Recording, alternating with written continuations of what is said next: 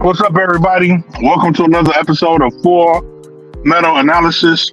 I'm Bruce. It's my homeboy Marcus. We back in the building. Finally, we can say we got another victory week. It wasn't pretty. It wasn't pretty, but we got the dub. We got the dub, man, and we back in the win column. We got a bye week. We got time to heal up, rest up. Um, and get ready for the Chargers, man. Marcus, what you think about that last game, man? It wasn't pretty. It wasn't. It wasn't pretty. You're right. It wasn't pretty. I'm not mad at it. I know you're not mad at it either, but it was. It was just the only thing I can say, man, is the Lions.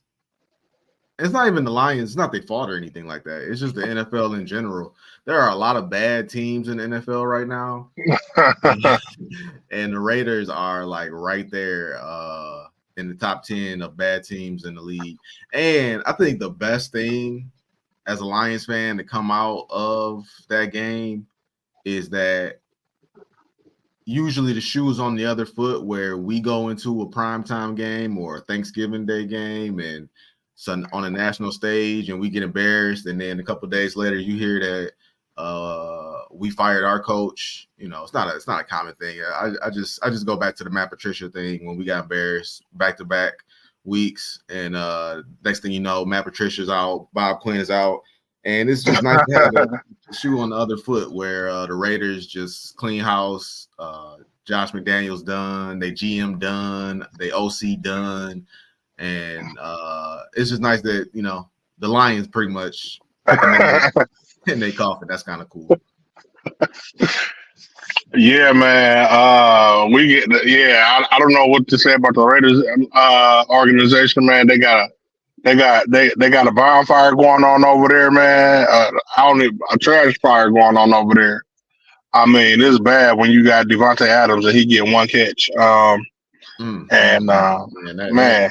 All I needed was one catch and like 20 yards to win my fantasy week, and I couldn't get that, man. I couldn't get that. The Lions, on the other hand, I feel like Brad Holmes and Dan Campbell went in the locker room and it was a backstage like, hey, I bet you I could give us the biggest handicap that ever, and we can still win this game. So what you gonna do? I'm gonna have them do 3 turnovers, and we're not gonna score our first 3 times down in the red zone, and I bet you we still win. And Brad was like, bet. So I heard the craziest thing, man. It was on the radio. Somebody said that they felt like Jared Goff had played I feel like they said a great game. And I didn't get that impression at all. And also, might as well just bring it up because we haven't touched on it in a while. I told you my stance, but where are you at on the Jared Goff extension? I'm to the point where let's let him play out his contract. You know what I'm saying? I'm still not mad at Jared Goff. He's doing a decent job. Can we maybe get lucky and get better at that position? Maybe, but so here's how I felt about Jared Goff's game. He did okay. The game like sums up how I feel about him overall. He did okay. You know what I'm saying? He did enough to win the game. He had a couple of weak throws and a couple of off-target throws, but he did enough to win the game. And the one praise I will give him is he finally learned how to move around that pocket. The pocket was breaking down. He didn't just give up. He moved around, and he got out of trouble. I'm not saying that he always made the best throw once he got out of trouble, but he did enough to get the job done. So as of right now, I would let him finish paying out his contract. That good faith he earned in signing him early, I'm not there anymore. Yeah, I'm with you.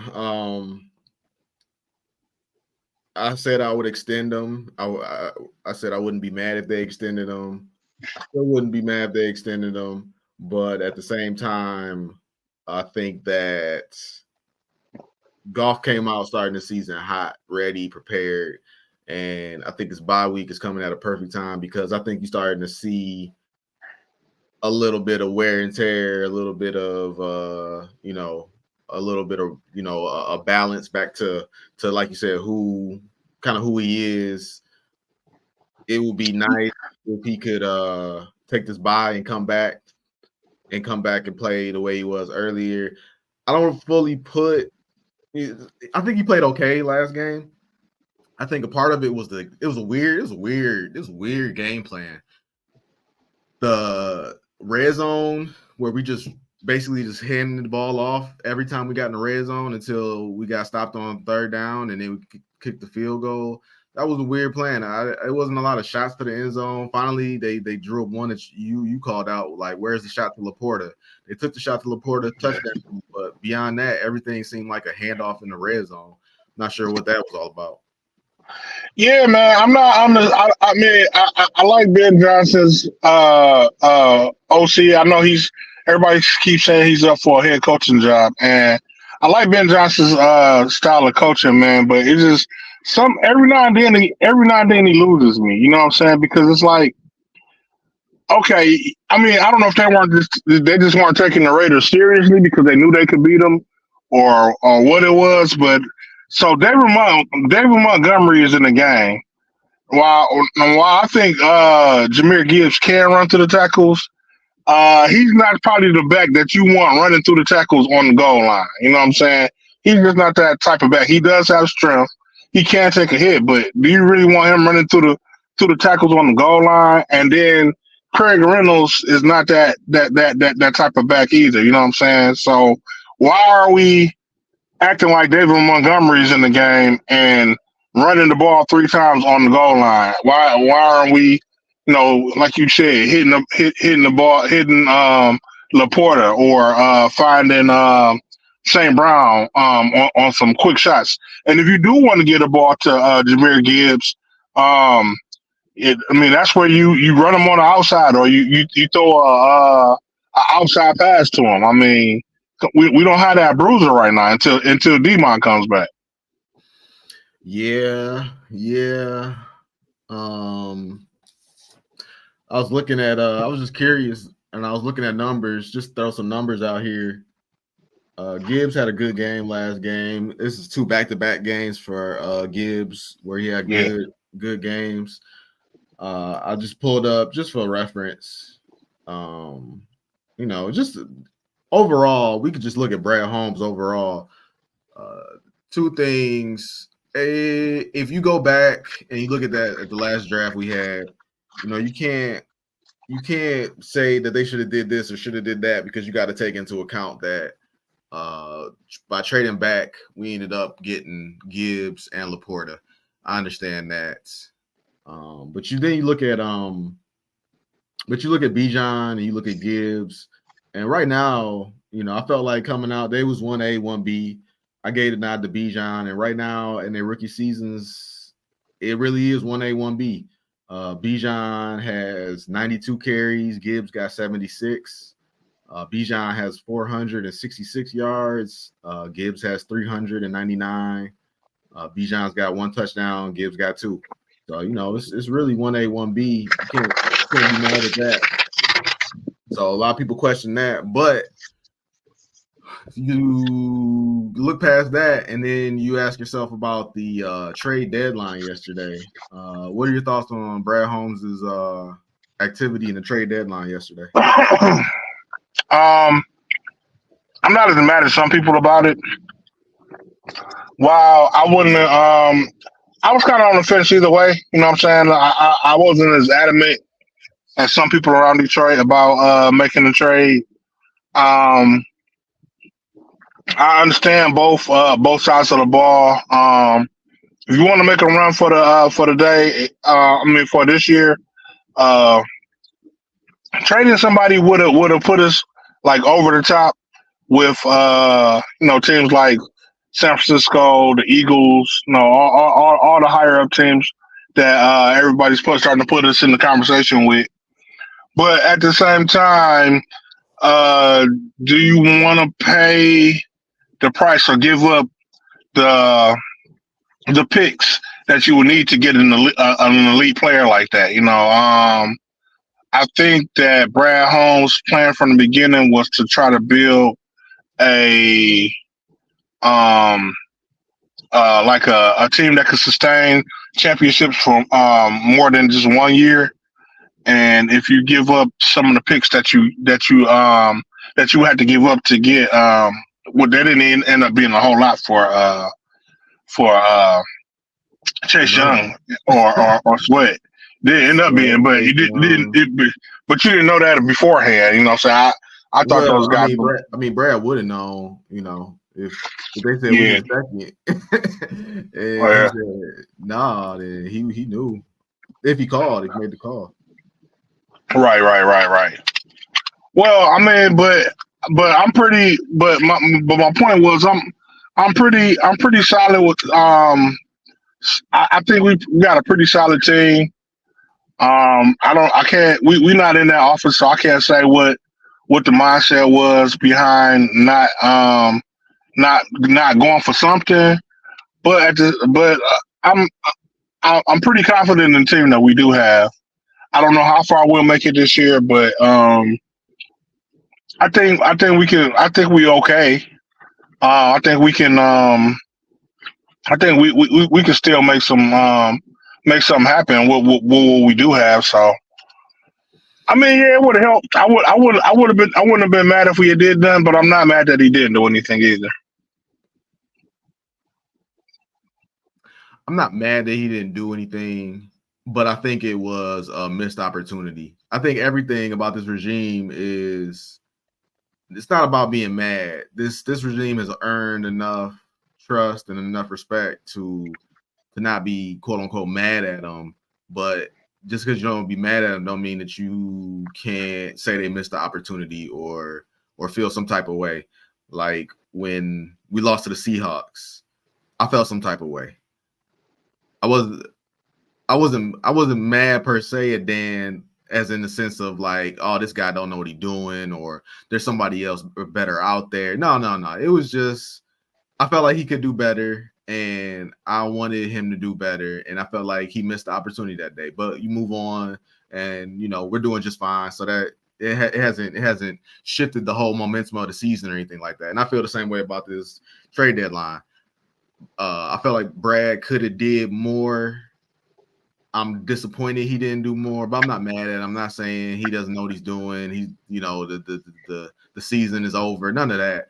But if you look back at, the going to work Pistons, they had a good team too. And it was just that one move that put them over the hump, going out, getting Sheed, and that was the move that put them over the hump.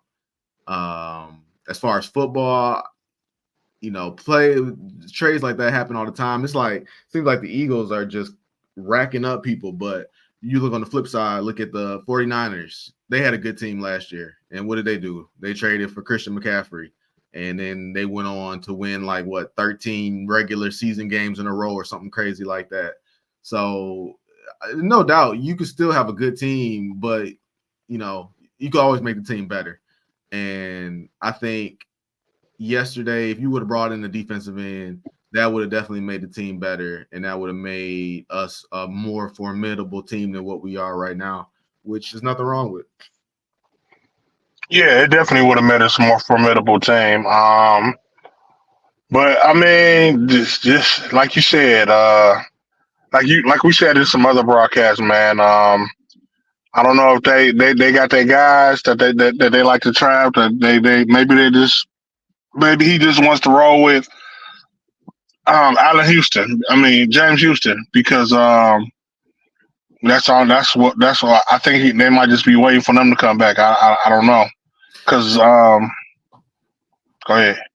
Yeah, you used a great Dan Campbell, Brad Holmes phrase right there in "They Guys," and I just want to see what was your thoughts where JMO fits in as far as they guys after they did make one trade yesterday, and that was for another Yeah, wide receiver, Donovan Peoples people. Jones.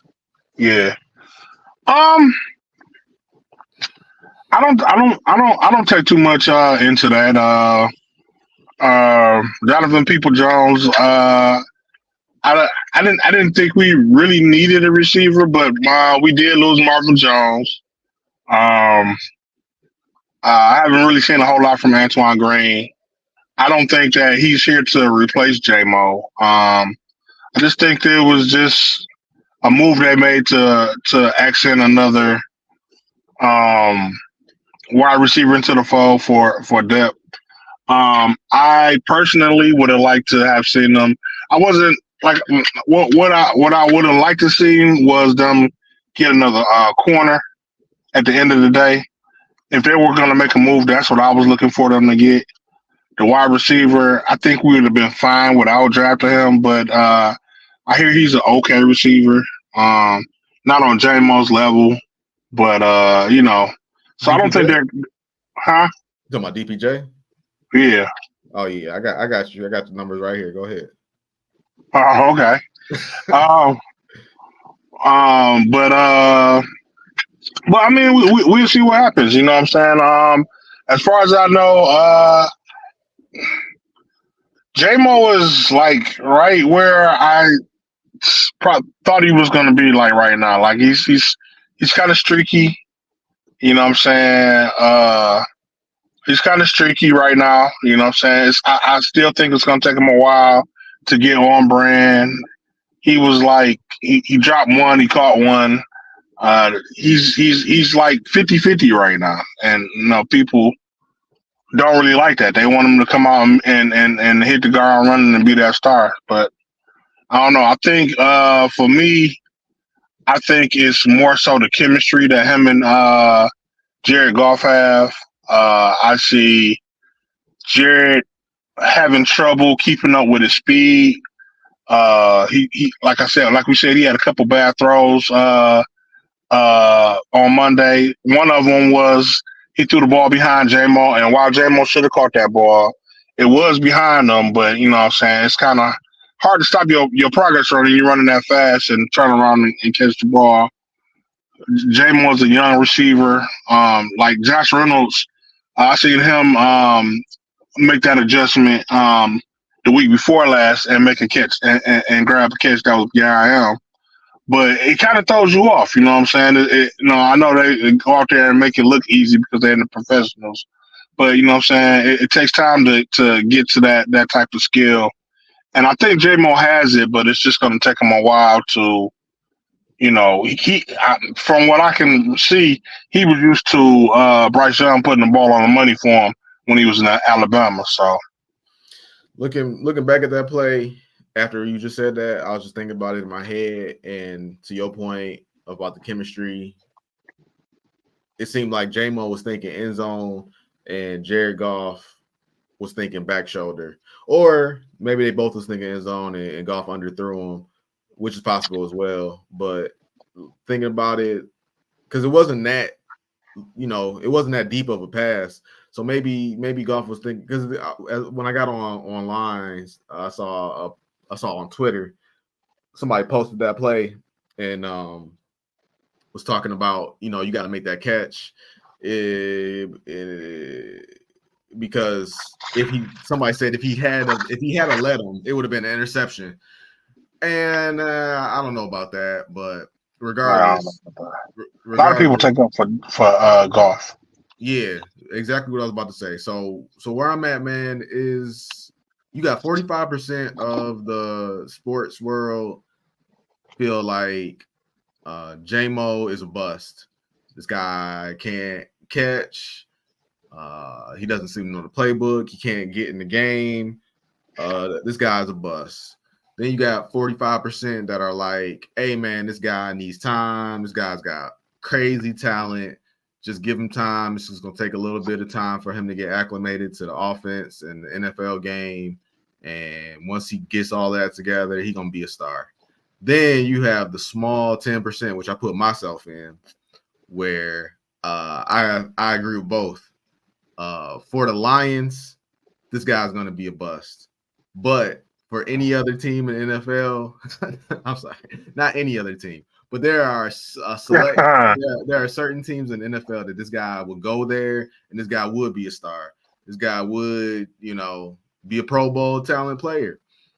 I just don't think it's going to happen here, which is why I would have been okay if they would have traded him. But at the same time, I find it interesting that they brought in DPJ because, well, here. So DPJ's numbers, DPJ was drafted. I thought he's been in the league longer than this, but he's only been in the league since 2020. His first year in 2020, mind you, he got drafted by Cleveland. I think that was Baker on his way out the door. He played 12 games. He had 14 catches for 304 yards. 2021, he had 34 catches for 597 yards. 2022, he had 61 catches for 839 yards. So, as a, just somebody looking at numbers, man, I love that every year over year, he gets better and better. But so far this year, he's played in 7 games and he's had 8 catches for 97 yards. Not good. I guess they aren't using him, or he's not. I don't know what it is. Maybe he don't got that chemistry with Deshaun Watson. Right now, Deshaun Watson's out. It's kind of a mess offensively over there. And you just line that up again. It comes back to J-Mo. 10 games played, 7 catches, 112 yards for his career.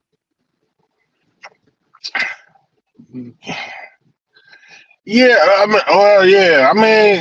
don't know, man.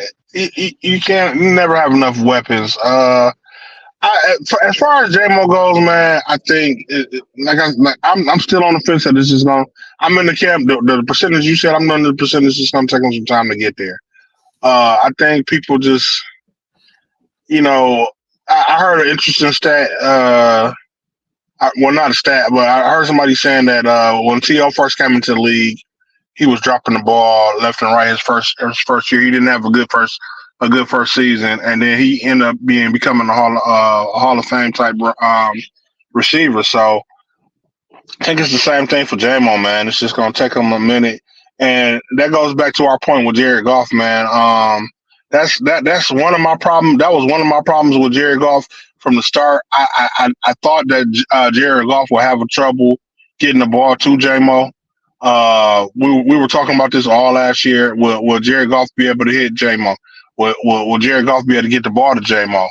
And I honestly think if we had a quarterback with a stronger arm, he wouldn't be having so many problems. Not to put Jared Goff down, but he just doesn't have that arm strength. I just don't think he has that arm strength you need to get the ball out to him in quick, fast, and a hurry that you need to get him to. Like you said, if he had put the ball, because I was thinking the same thing. If he puts that ball in front of him, J-Mo's gone. You know what I'm saying? If he puts that ball, J-Mo grabs that ball. I think J-Mo is a home run hitter. He has that home run mentality. Like, if I get this, I'm taking it to the house. And when he put it behind him, kind of threw him. And he wasn't expecting that, and it kind of threw him off. But I think he'll get acclimated to it. Hopefully, that's why I say I will wait to see what Jared Goff, see what the best prospect is. I keep bringing up the point. Alex Smith was a fine quarterback when he played for the Chiefs. They were winning games. He wasn't a bad quarterback. He wasn't doing a good job, but you can always get more talent at that position. And what I'm saying, I'm not saying a lot of people's problem with Jared Goff is they don't want to mess up the chemistry. But I feel like if you want that elite quarterback, sometimes you got to take a chance. So I think if we be patient, we'll see J-Mo break out just like we're seeing Gibbs start to break out, just like because everybody was calling Gibbs a bust, and he's starting to come into his own. I think everybody is different. It takes some people more time than it takes others, and we'll see that from J-Mo soon. I think you get a season. Honestly, I think you get a season to turn it around, and after that, you got to earn. You kind of got to earn your way. To me, this is my standard. You kind of got to earn your way back into relevancy. J-Mo hasn't had a full season. Yeah, he's played 10. He's only played 10 games in the league, so he's got about the rest of the year. The rest of the year, I think, is a fair Yeah. assessment. Yeah, no, I agree with that. I agree with that. Yeah, so the rest of the year he's got fair is going to give him a full season to turn it around. But in reality, man, I don't see it working simply because of what you said. Like, you got two opposite things going on here. On one hand, you might have this star, you might have this blazing fast receiver that nobody could keep up with, that's going to command a double team, or at least make sure coverage is shifted to his side at all times. Otherwise, he's going to beat you. You might have that player, but on the flip side, you got Jared Goff playing at a Pro Bowl level, roughly an All Pro level. He's the captain of the ship. He like, whether we like it or not, he is the he's gonna be the deciding factor on how far this team goes in the playoffs. So it doesn't seem like they're on the same page. And will one more offseason bridge that gap? Nothing is really pointed to that. I think J-Mo is gonna be J-Mo, and I think Goff is gonna be Goff. And there's nothing wrong with that. I just don't want to waste people's time by thinking that eventually it's going to come together, which it may come together, but I'm in the camp where I don't think it's going to come together. So that's where I move on. Yeah. And another factor to the J-Mo quandary is like um we got a lot of weapons. You know what I'm saying? Laporta, Gibbs, uh damn. Reynolds. Yeah. Reynolds, yeah. We spreading the ball a lot, and he's not getting a lot of targets. Just like the last game where he got two targets all last game, and he got two targets and in the round. He caught one. He was 50-50. He was 50-50 for last game. He caught one. He dropped one. So I mean, like I said about Ben Johnson, man. If I was Ben, I would try to. You don't want to disrupt your offense, but I think if they want to get J-Mo going, they got to find more ways. They gotta dial up more plays for him. So I'm gonna move the conversation along, and I'm gonna just leave you with this thought. A wise man once told me, I brought up a similar argument about a former running back that was in oh my god, last year. And, was he hurt? Was he hurt? My stance was, hey, they got to get this guy the ball, because when they give him the ball, he makes things happen. And then a wise man told me, hey, when he gets the ball, I don't see him doing a whole lot with it. Look at that guy now, huh? But anyway, look at that one. Was there anything else that you wanted to add to the game, man? About the game, I personally think I just want to add this before we move on. To your point about the trade and everything, while I do think that we do have a decent team, if we come out and play like that against any other team, in finals, or any good team that we come up against, we're gonna lose, and we cannot have that type of play. 3 turnovers, Jared Goff throwing a pick six to nobody, and just not scoring, man. That's not gonna fly if we do intend to challenge anybody for this run that we're on right now. The crazy thing is, we aren't playing anybody that, like, we actually could go out there and play like that, and the Cowboys and maybe Green Bay are like the only two teams left that might capitalize on that, and the Chargers. But our schedule is so gravy all the way to the playoffs. So yeah, once you get to the playoffs, you definitely can't play like that. But you got a lot of time in between to get that situated. But speaking of the Chargers, what are your thoughts on that game? My thoughts on the Chargers game is, like I said, we can't come out, we can't play around with the Chargers. I think we'll win the game easily. Well, I'm not going to say easily. I'm sorry, I misspoke. I think we will definitely win that game, but we cannot come out and play around with them.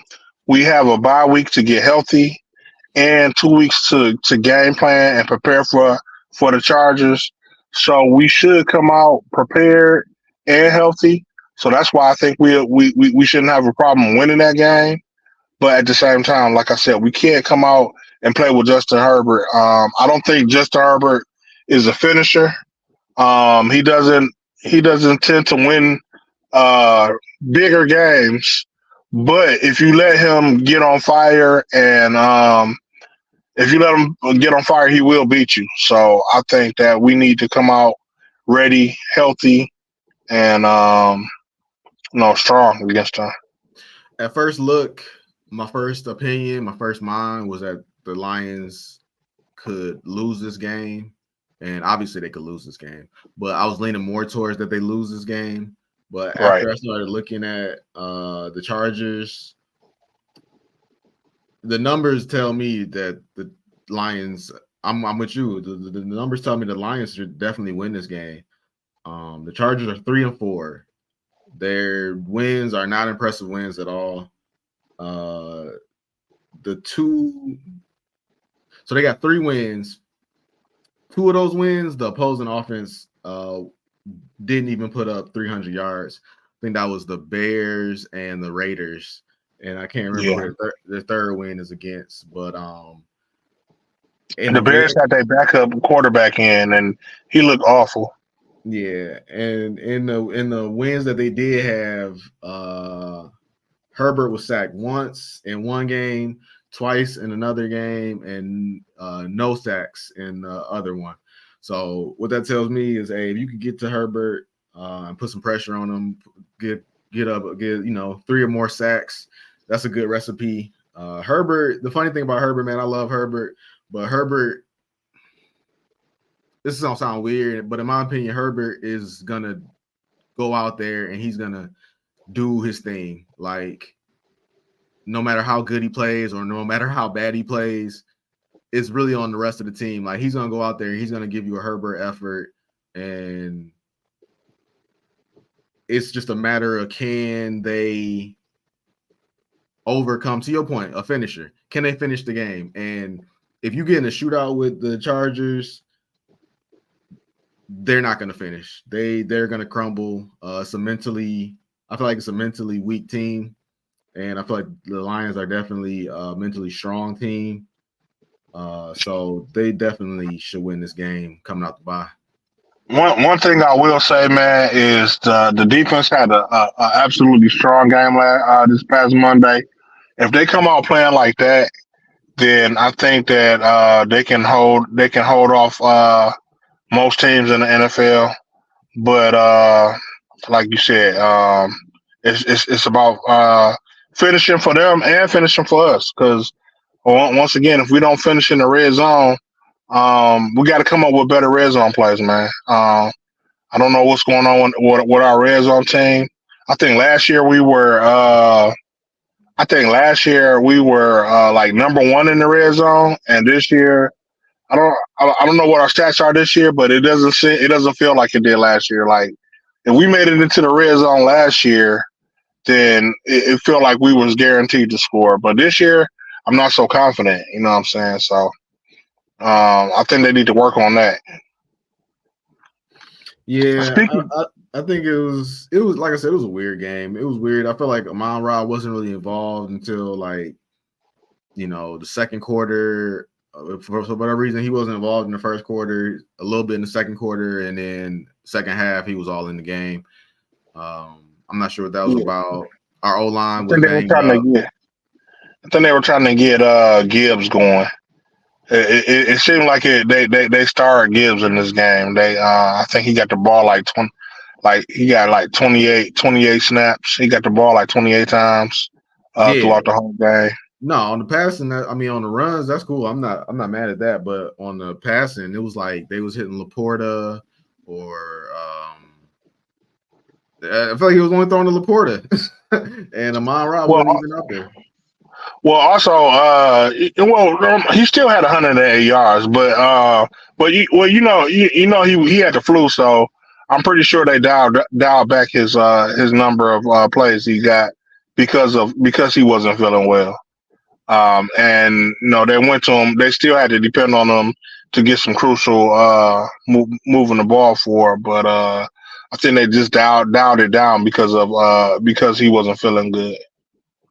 Well, I mean, if you cool with them dialing it down, then you cool with the red zone, because you can't throw Laporta every time in the red zone. No. I don't think they'll do that every game. I just think they did that this game because he wasn't feeling good. I ain't worried about the red zone, because it's like, yeah, they were trying to run it, but at the same time, to your point, Amon-Ra wasn't 100%. They don't believe in J-Mo. And then you got these Reynolds, Laporta, and Raymond. Raymond's not really a big red zone target, so that's just Laporta and Reynolds. But I think they just wanted to run it in. They felt like they could dominate. They had been dominating the run game all day, so they just tried to run it in. They just got a little too overconfident because your starting offensive line wasn't in the game. So I think that was just. I'm not really worried about the red zone. Yeah, like I said, that was a one-off. I think they'll get it together. Speaking of the red zone, and one issue that did bring my attention to was Riley Patterson. Man, he was 4 for 5. We know he's a okay kicker. Do you have confidence in this guy? Game on the line, 50-yarder in the playoffs to come in and win you that game? Absolutely not. But I mean, to your point, man, that's their guy. I don't know if that's their guy or the fact that there's nobody. Was there anybody better out there that they could have grabbed? You couldn't trade for a kicker? I don't know. I don't know what the market was, so I don't know. I mean, if giving up a second-round pick gets you, was that Montez Sweat? Yeah. If giving up a second-round pick gets you Montez Sweat, then that's a second round. That's not even a first rounder. So telling me a fifth or a sixth can't get you a kicker, I think it could. Throw in Riley Patterson too, kicker for kicker, and we'll give you a pick. Oh man, I can make that deal happen. And speaking of the DNs, man, I almost forgot. I heard today that is it true that Aiden Hutchinson hasn't had a sack in almost a month?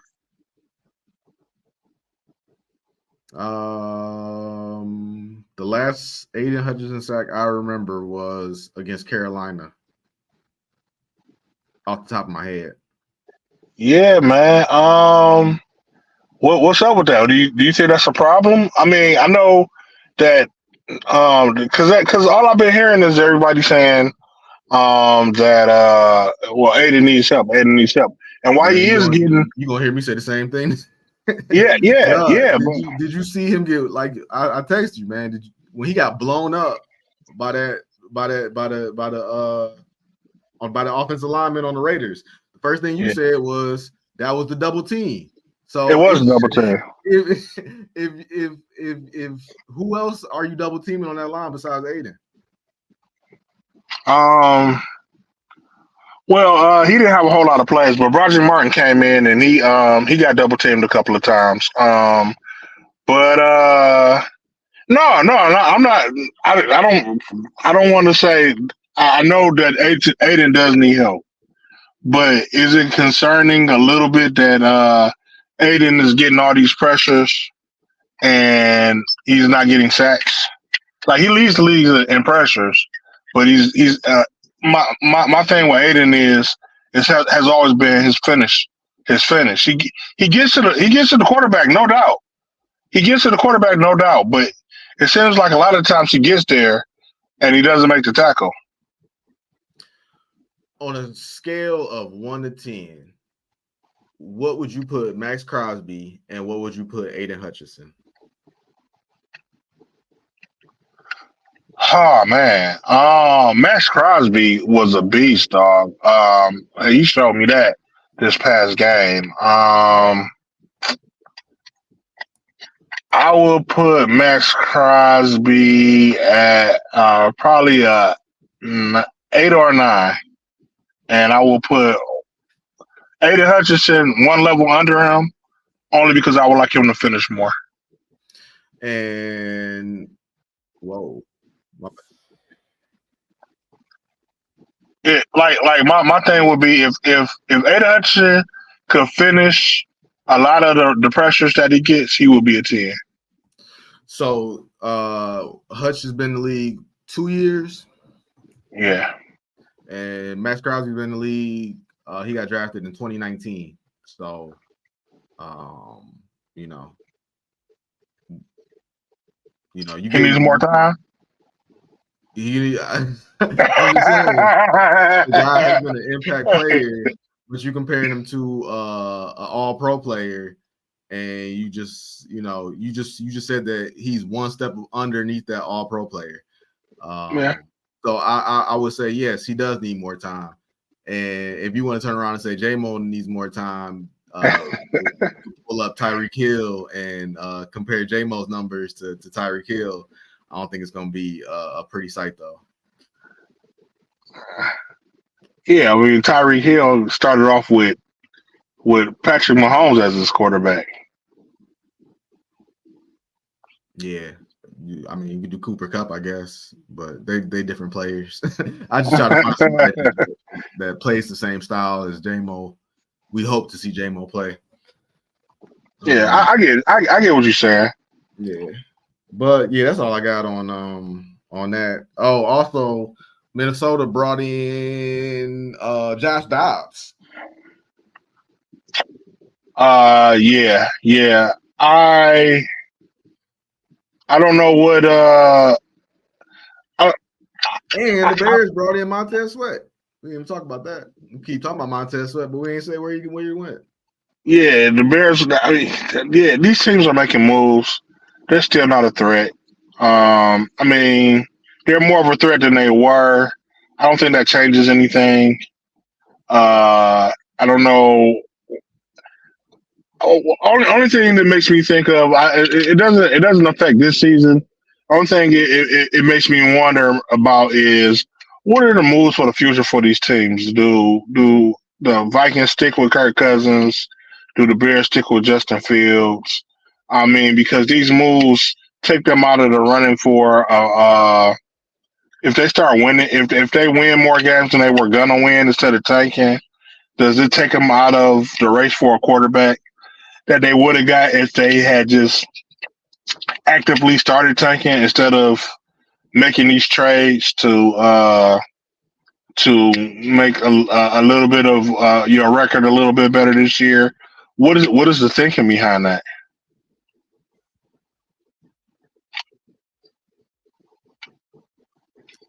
Bears have always been about defense, and they saw a defensive player available, and they went and got him.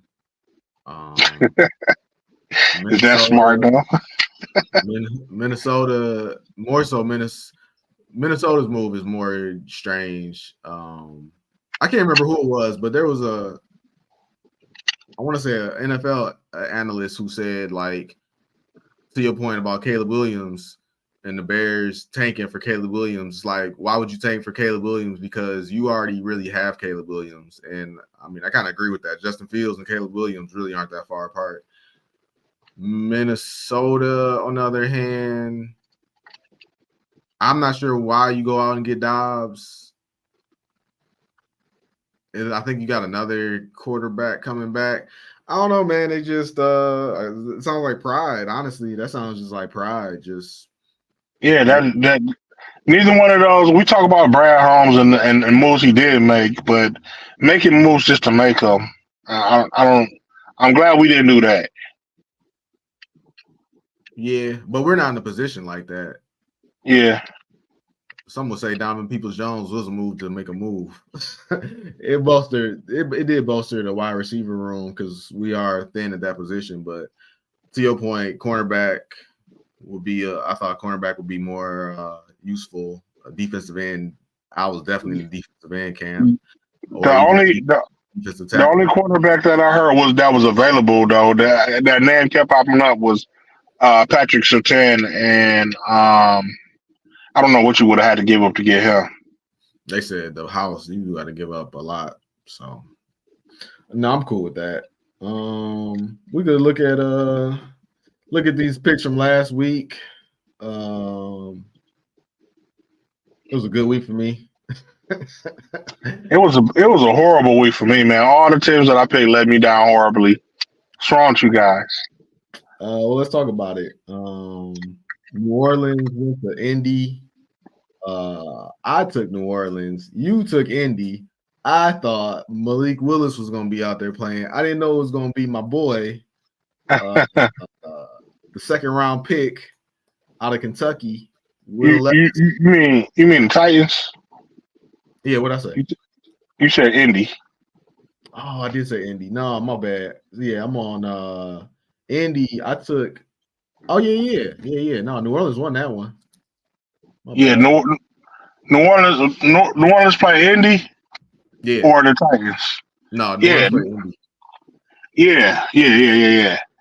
Yeah, man. The Saints. I've been riding with them all year long. The one time I didn't roll with them because they have been letting me down all season. They decided to buckle up their straps and win a game. So that was a disappointment on my part. So I told you, Minshew played pretty good, but I told you I couldn't trust him going back to back. And he tried though. He tried, but they couldn't get it done. Houston played Carolina. I jumped off of the CJ Stroud train and hop on Carolina for one game, and look at that. Carolina pulls out a victory. I don't understand why these teams hate me. Like the guys I rep, when I ride with y'all let me down.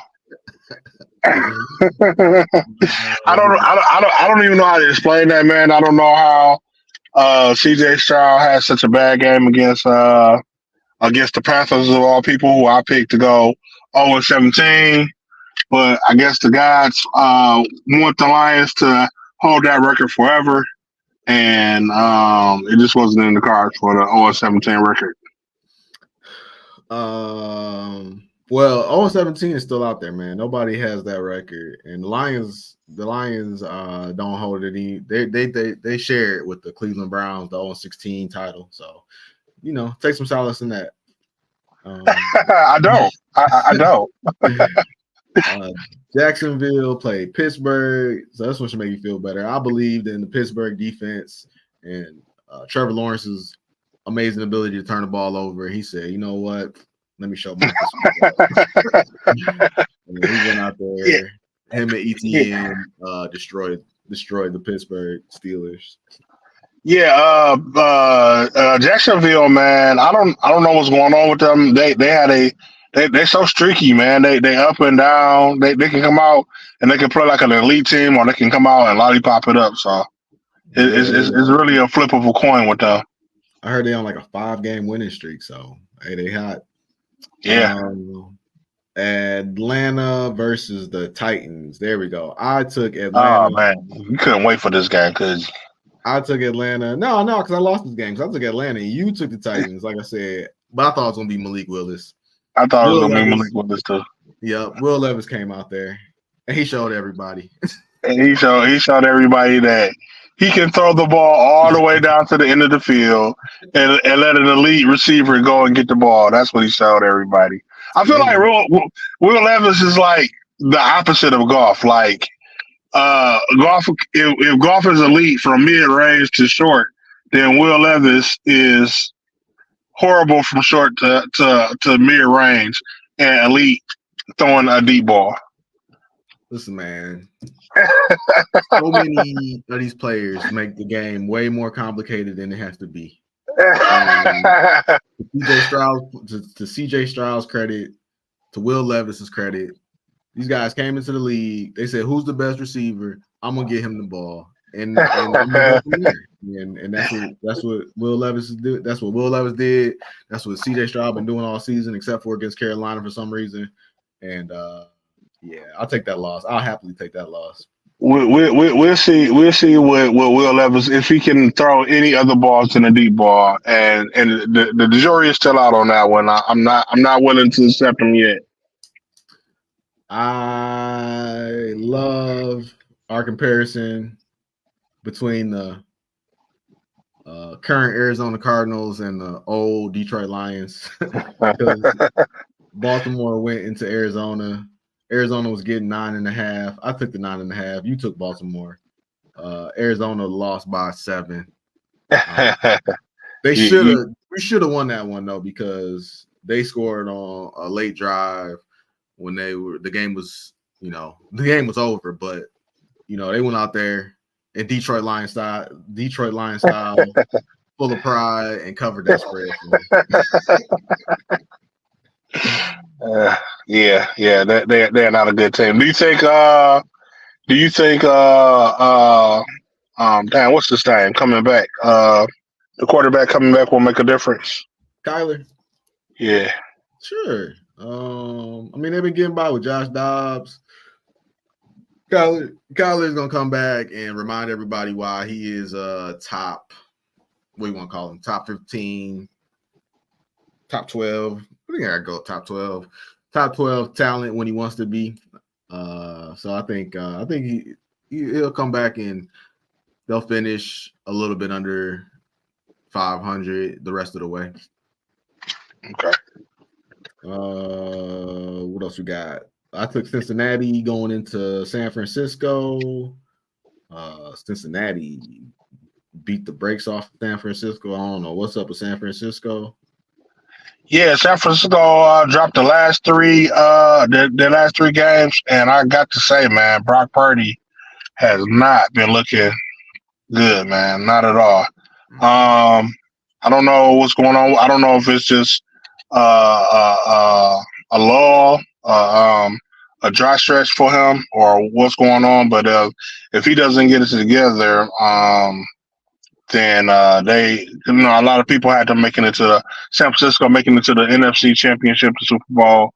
If they don't get it together, then it won't be them. Right now, despite them not having the spark that they had last year, it's looking like the Eagles will be that team to go back to the Super Bowl. Man, the Eagles look like a juggernaut right now.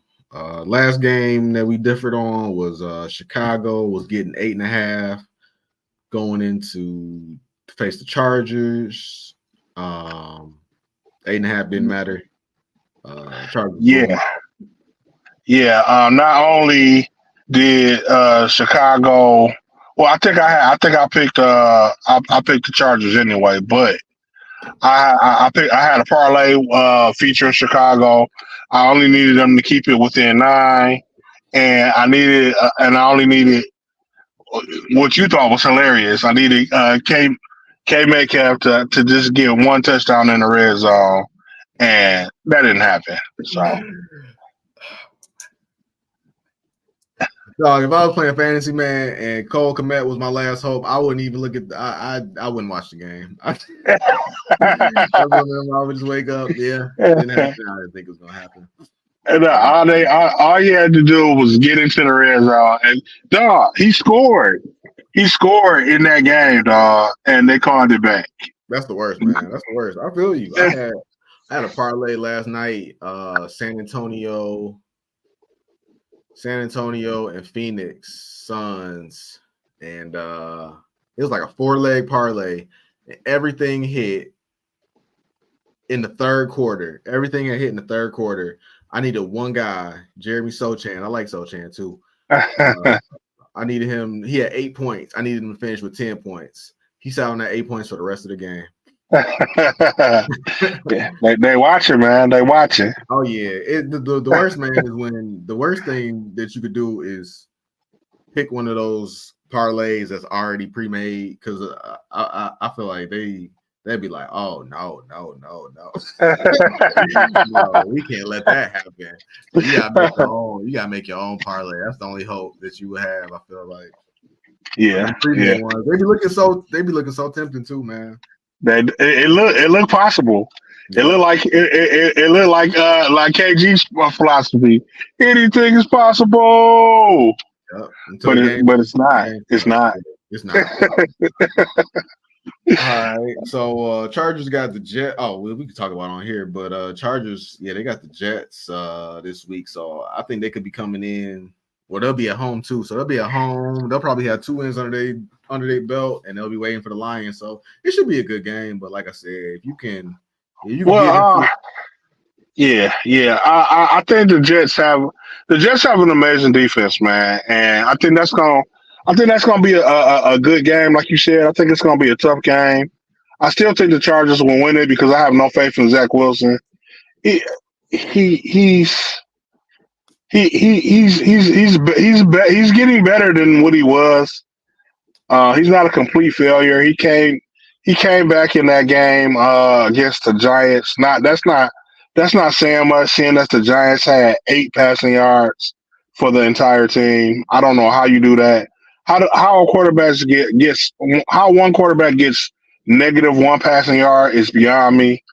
But that wasn't a tall feature, but he did come back. I think that the Chargers will win this game because you can't depend on Zach to win you that game at the end of the day. real quick. If Jalen Duren plays tonight, the Pistons are hosting the Portland Trailblazers, and if Duren plays tonight, Pistons are definitely a lock. Are my lock of the day to win this game. If Duren What? doesn't play, you can still take the Pistons and feel pretty good about it, but it's not lock status. It's just I feel pretty good about it. Is Doran hurt? Yeah, he rolled his ankle last game, so we can Oh, okay. expect. Yeah, he questionable for tonight. When did he do that? Did he do it in the middle of the game? Do you think that's one of the reasons they went down in that game? I know he came. I know he played. They didn't take him out immediately. Did they eventually take him out? I can't say. I was flipping back and forth. I wasn't even paying attention. I was really just because I wasn't really paying attention to the actual game. I was flipping back and forth. But Also, since we're talking about other sports, real quick, do you know if the Red Wings won that game that Monday? It was a lot of Detroit games going on that Monday. yeah, Red Wings won that game. Red Wings won that game, and like I said, the Oklahoma City Thunder are the Seattle Seahawks for the Lions. Like you look at the Pistons, so you look at Pistons, Thunder, Lions, Seahawks. Like they're 2 teams. Like these are the teams that line up right with the Detroit teams, and they're at the same stage. But I feel like one team is like slightly ahead of the other, but it's not by much. And once that dynamic changes, that will be huge. But right now, as it stands, like I think the Seahawks have beaten the Lions like what 4 out of 5 years, something like that. Yeah, something like that. And the OKC Thunder, their rebuild is just like like they GM needs to write a book on how to rebuild because their rebuild is amazing. And their best player, the Thunder's best player, is a result of the draft pick that they got when Blake Griffin got sent to the Pistons. So it's deep, man. It's deep. But as far as the NFL week this week, we don't usually get to talk about the Thursday night game, so we're gonna be able to throw the Thursday night game in here this week. All right. Tennessee is going to Pittsburgh. Tennessee is getting 2.5 on the road. I believe Will Levis is starting if that makes you.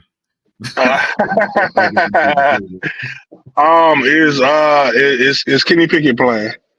He is. He said, I saw on Sports Center today. He said he is definitely playing in this game. Once again, I have no faith in Will Levis.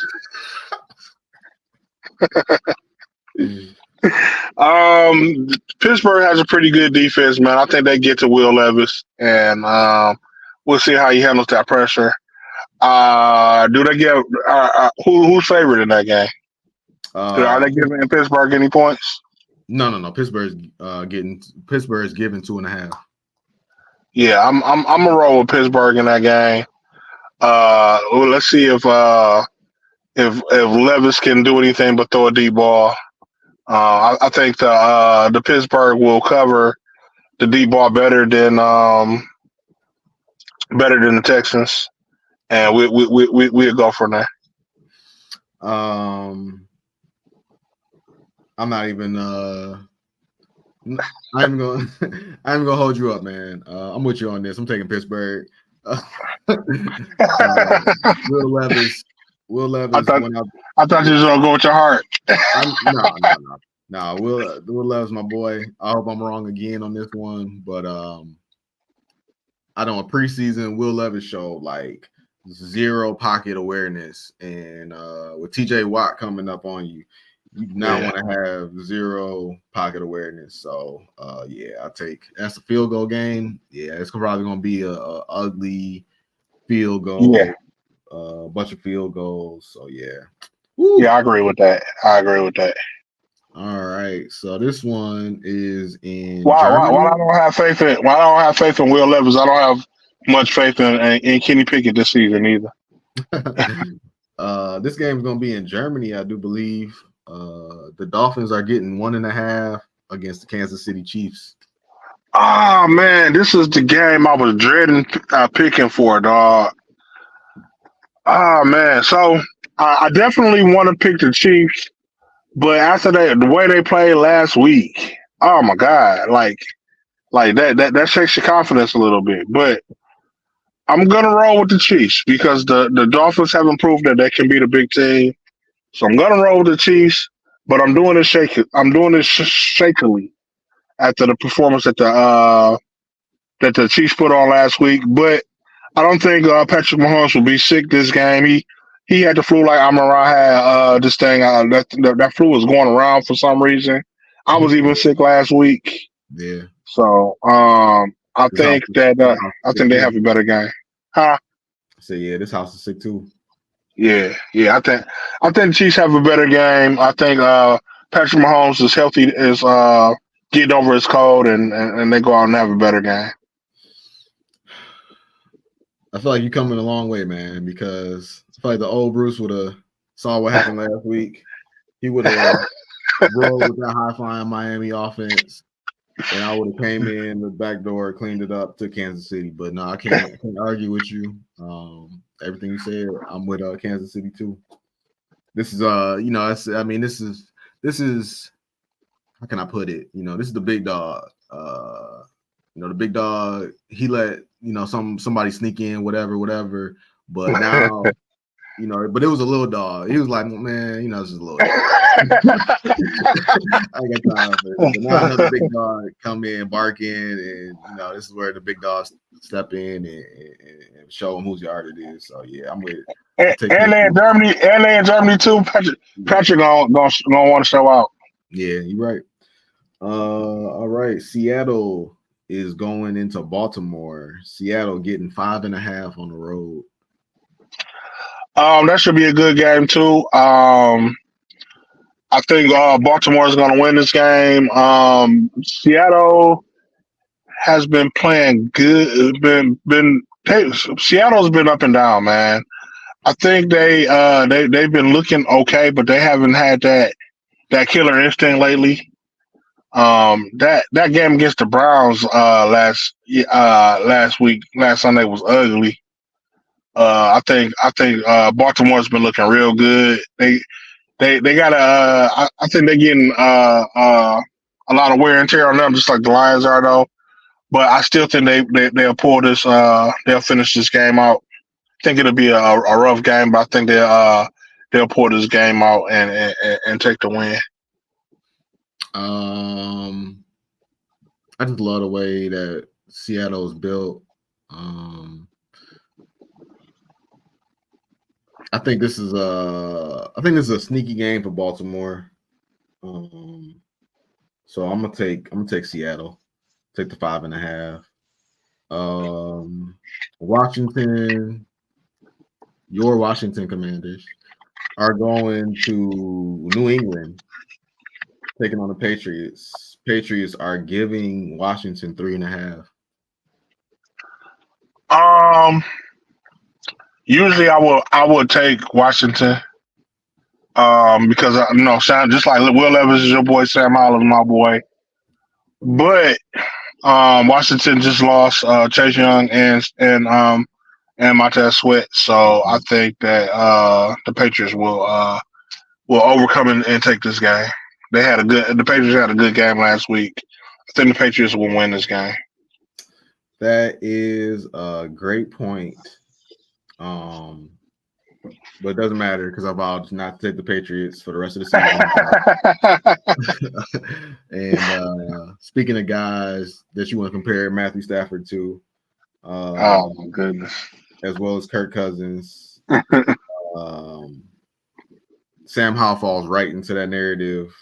Just a guy that's gonna go out there, gut it out, and put the team on his back, and they're gonna win by him. They're gonna lose by him. So I'll take Sam Howell on this. I feel like at some point I'm gonna take New England again, but I'm fine with rolling with Sam Howell on this one. What we got next? We got Tampa Bay going into Houston.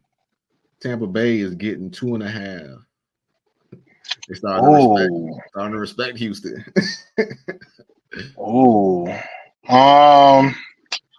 Dang. Well, Tampa Bay showed a little bit of spark this year. We all thought they were going to come out and they were going to be bad, but Houston is showing that they're some dogs. I think this past week was a fluke. I think the Texans step up, and I think they show us that Tampa Bay, they were who we thought they were. And they win this game, so I'm gonna roll with the Texans on this game. With you, people are begging. They begging for people to take. Looking at these lines, they are begging for people to take New England, and they begging for people to take Tampa Bay. And I, for one, will not. That. I'm with you. I'm going Houston. I think it's a big bounce back game. They at home. Tampa Bay's defense has been good, but they've been looking shaky since the Lions beat them. So yeah. I'm gonna go with Houston. We agree on that one. Oh, Chicago! Ooh, what an ugly game. Chicago Bears getting 8.5 going into New Orleans against the Saints. I'm sorry, New Orleans. I doubted you last week. I had to. I won't bet on you again, but I'm gonna go with New Orleans because who has faith in the Bears at all? They couldn't even keep it within 9 points last week. I doubt they can keep it within 8 points this week. Rolling with the New Orleans Saints in this game. Yep, there's that Bruce Hart that I know.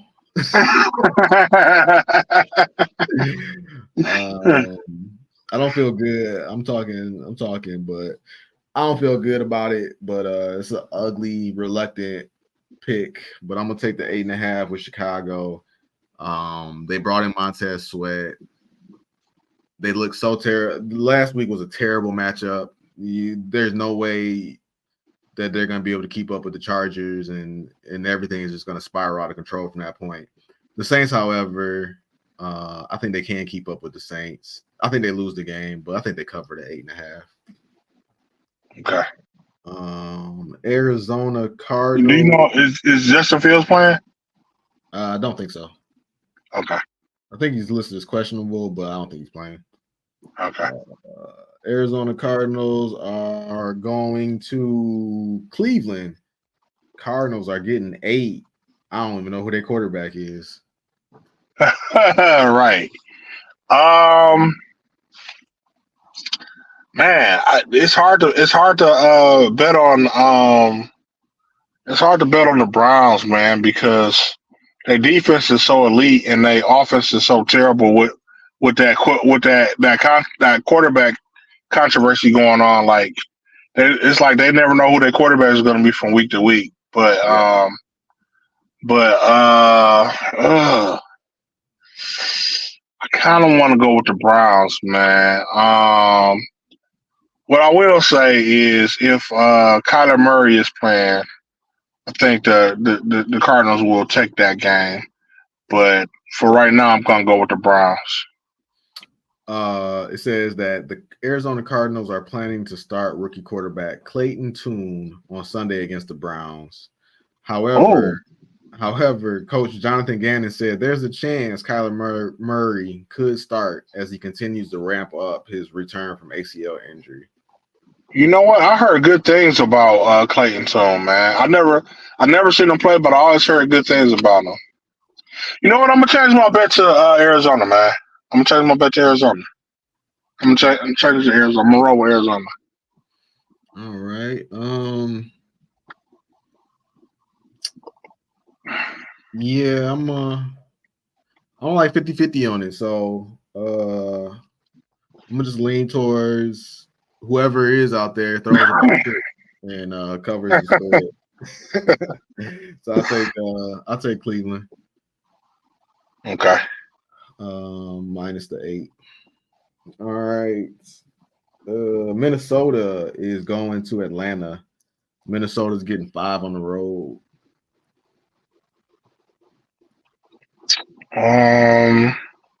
Oh, Kirk Cousins is not playing. I am going to go with Atlanta on this game. I don't think that I don't know who Minnesota quarterback will be, but they need Kirk Cousins out there. The whole reason that Minnesota has been winning this season is because of their offense, and without Kirk Cousins, I don't think they have enough to get it done. Once you give me a stable quarterback, I could take Minnesota again. But right now, yeah, I got to lay off of them. I agree with you. We both on Atlanta on this game, even though Atlanta's been shaky. Terrible. Yeah. The Rams are going to Green Bay. The Rams are getting 3. What's up with that? Ah man, what's going on with the Rams, dog? They've been letting me down. I'm shaky on picking them because every time I pick them, they go out there and they just do something crazy. But I'm gonna roll with your mortal enemy and the guy you don't like. I'm going with Matt Stafford, man. I think he beats Green Bay, even though Green Bay has a good defense. Jordan Love, it's not it. Let me see what Sean McVay said. Stafford won't practice Wednesday, but the quarterback remains day to day. Oh, Stafford not playing. Questionable. Hey Uh, man, come on, man. He's questionable. all right. Oh man. Questionable in Matthew Stafford's book means probable, man. Come on, this is Matthew Stafford talking about here, the toughest I'm quarterback to I'm ever. I'm gonna say he's gonna go out there, man. Hey man, I Bad wouldn't. bad back, broken elbow. There He's we going go. out there, man. Let's He gonna do it.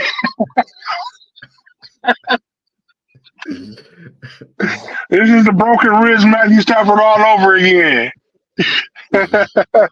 um, yeah, I'm gonna take the Rams as well, man, because I think Green Bay sucks. Yeah, yeah. And they haven't shown anything. Like they look like I don't know, man. They just look like I don't want to say They look like pros versus Joes. Like, I'm not saying they're the Joes. Like, they are the pros, but like they just the pros because they was in the league, you know. They was already there. Yeah, they were never like stars or anything. But they were there, you know. Yeah, they are pros, but it's nothing about them that makes you say like, "Ooh, look at this guy, he's amazing." So, hey, Stafford or whoever, man, give me Puka Nakua and Cooper Cup. I don't care. Yeah. What we got next? Indianapolis Colts are going to Carolina. Carolina's getting 2.5 at home. Oh man, Carolina showed some fight last week, man. But ooh, I didn't like I said. I thought they were going to go 0-17. I still think that they got some work to do. I think last week was a fluke. I'm gonna go with Indianapolis to win this game, and the Panthers still got some work to do. We in agreement on that. Bad Minshew last week, good Minshew this week. Every other week, huh? All right. New York Giants are going to Las Vegas to play the Raiders. Raiders are given two at home.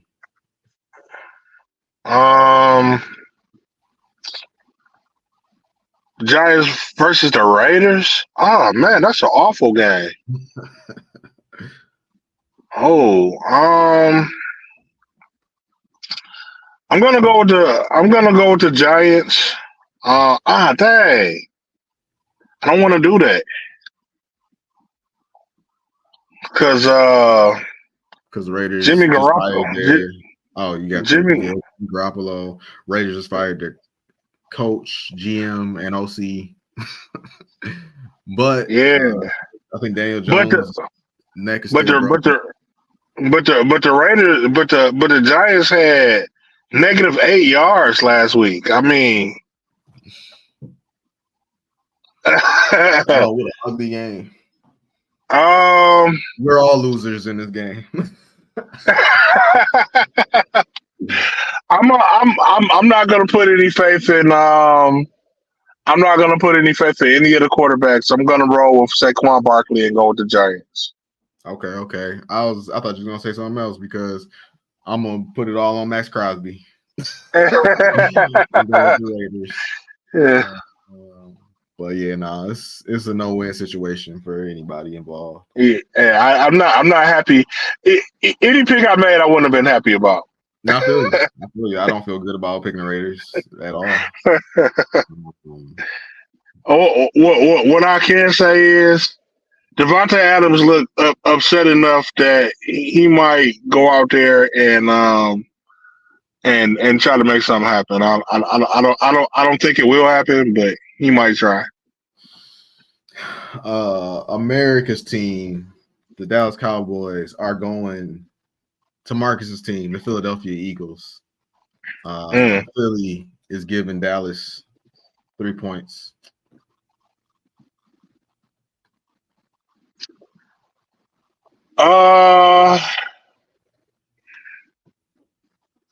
Philly is giving Dallas 3 points. I hate betting for the betting on the Cowboys. I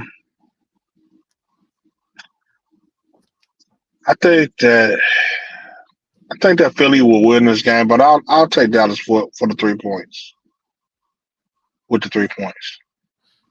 I think I don't even know what their record is as far as, but in my mind, I feel like Philly is the opposite of Miami, where like when Miami plays a tough team, they lose. I feel like when Philly plays a tough team, they win. So I'm taking Philly. I always take Philly though, so no surprise. I wish I actually bet these games on Philly because I feel like Philly always covers for me. Yeah, they do, and Philly, honestly, dog. Sam, I mean the Washington let me down last week because they should have beat Philly last week.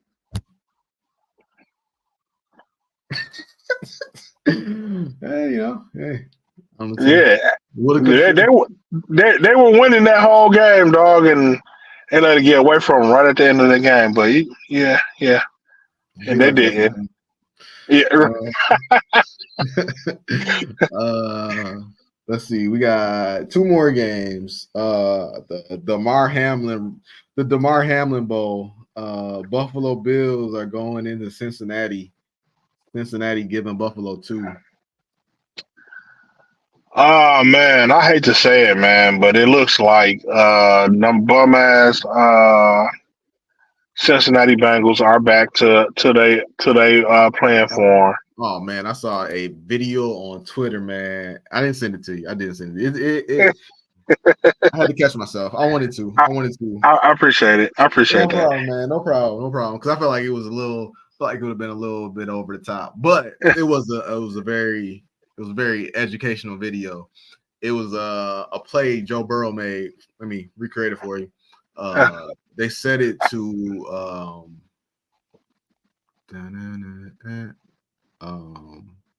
it was an Eminem song. I can't remember the song, but they lined this whole song up with this Eminem song, and he drops back. He's got the two edges coming from him. He steps up into the pocket. He's looking. He looks right. He looks left. Pocket starts to break down. I want to say Nick Bosa. Somebody tries to get to him. He gets away from that guy. Nick Bosa comes around. He grabs him by the jersey. Joe Burrow switches the ball to his left hand. Takes a strong hand, stiff arms Nick Bosa off of him, rolls out the pocket, comes along, linebacker coming in to make the hit, and right before he makes the hit, Joe Burrow gets off a first about a 10, 15-yard pass to, I don't know who he passed to, but it was a great play. It's just a great play just to kind of just show you Joe Burrow's greatness. Thanks. On behalf of Joe Burrow, we appreciate that. Good for him. Good for him. You know what? You know what I will say? It's What's better that? than anything Tom Brady ever did. And on behalf of your credibility, I'm just gonna move on from that comment. But I'm hoping that story would make you be like, you know what? Give me Buffalo. No. I'm gonna take I'm gonna go with Joe Burrow and the Bengals. The Buffalo hasn't been they haven't been hitting all cylinders this year. I still think they're a good team, but they've been kind of shaky this year, and they haven't been showing up when they need to. And the last couple of games, the Bengals have been on fire, so I got to go with the Bengals. Yeah, this is a really hard game.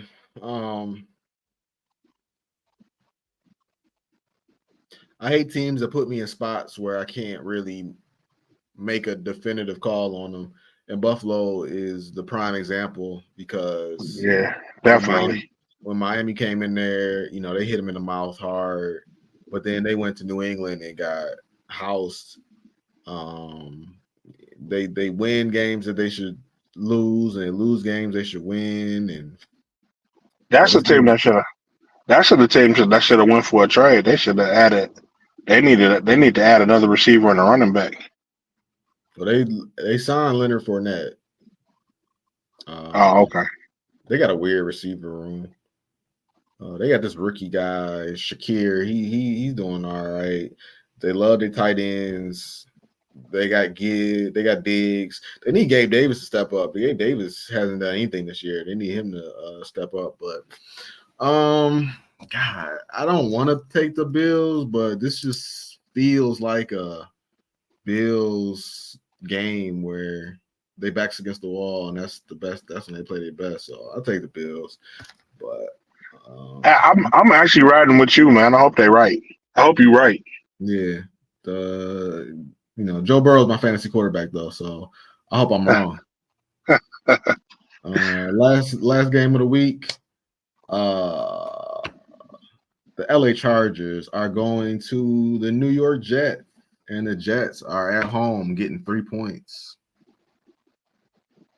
Oh, I think we already talked about this. I'm gonna roll with the Chargers in this game. I kind of want to take the Jets, but no faith in Zach. He's not the guy. Roll with Joe Burrow and the Chargers in this game. Yeah, like I said, Justin Herbert is gonna put up Justin Herbert numbers regardless of who you throw at him, what you do to him. And I feel like not the only way, but I feel like the easiest path to beating the Chargers is to just get in a shootout and make them shoot themselves in the foot. I don't think the Jets offense is capable. Brees Hall is definitely gonna make it a game, so it'll probably be close at halftime, but in the end, I think the Chargers pull away. Yeah. By the way, the announcers were all over the Chargers nutsacks this last past game, and I just like to put a public service announcement. The Bears made the Chargers look like that. It was the Bears. Yeah. The announcers were, all this, have they figured it out and this and that and this and that. Now the Chargers are who they thought they were. If you want to crown them, go ahead, crown them. But I'm telling you, the Chargers are one of those teams that look good against bad teams and look bad against good teams. Definitely. Well, yeah, man, that's the week for coming up. We got a Lions free week, stress free. I don't know. We may do a video next week. We may not. We'll have to see. But in the meantime, thank you all for subscribing. Shouts out to my boy Spoken Truth. Go check out his channel. Thank y'all for leaving comments. Like, subscribe, share, support us. And got anything else to add, Marcus?